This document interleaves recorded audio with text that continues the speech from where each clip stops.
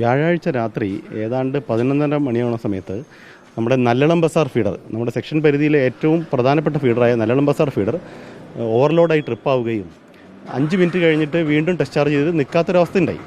അപ്പോൾ district control റൂമിൽ നിന്നും സബ് സ്റ്റേഷനിൽ നിന്നും നമ്മുടെ ആ സമയത്ത് തന്നെ വിളിച്ചിട്ട് ഫീഡർ 330 ആംബിയർ ക്രോസ് ചെയ്ത കാര്യം അറിയിക്കുകയും ഉടനെ തന്നെ ഒരു 20 ആംബിയർ ലോഡ് ഉടനെ തന്നെ കട്ട് ചെയ്യണം എന്നുള്ള ഒരു നിർദ്ദേശം നമുക്ക് തന്നു.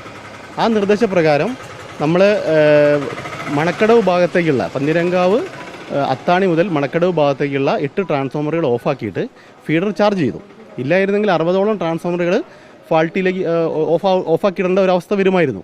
അത് ഒഴിവാക്കാനായിട്ട് ജില്ലാ കൺട്രോൾ റൂമിൽ നിന്നുള്ള നിർദ്ദേശപ്രകാരം 8 ട്രാൻസ്ഫോമർ ഓഫാക്കിയിട്ട് ഫീഡർ ചാർജ് ചെയ്തു.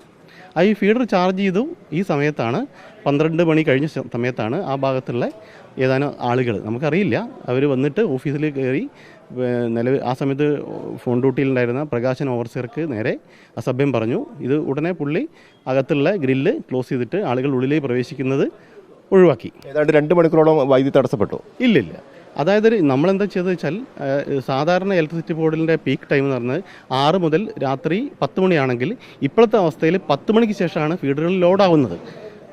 ഒരുപാട് എ സികൾ ഉപയോഗിക്കുന്നതാണ് പ്രധാന കാര്യം. എ സികളെല്ലാം തന്നെ ഒരു 26-ലോ 28-ലോ സെറ്റ് ചെയ്യുകയാണെങ്കിൽ ഈ രീതിയിലുള്ളൊരു വിഷയം ഉണ്ടാവില്ല. ആളുകളെല്ലാം 20 അല്ലെങ്കിൽ 18-ലെല്ലാം സെറ്റ് ചെയ്യുന്നതാണ് ഈ ഫീഡറൊക്കെ ലോഡ് കൂടുന്നതിൻ്റെ പ്രധാന കാരണം. പോലീസിൽ പരാതി നൽകിയിട്ടുണ്ട്. ഇന്നലെ വൈകുന്നേരം പന്തിരങ്ക പ്രിൻസിപ്പൽ SI സ്ഥലത്തെത്തുകയും അന്വേഷണം നടത്തുകയും ചെയ്തിട്ടുണ്ട്.